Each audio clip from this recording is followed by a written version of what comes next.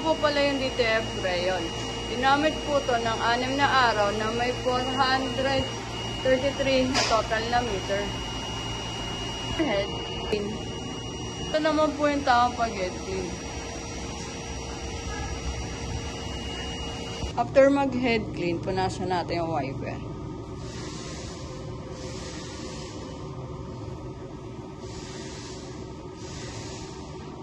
Check.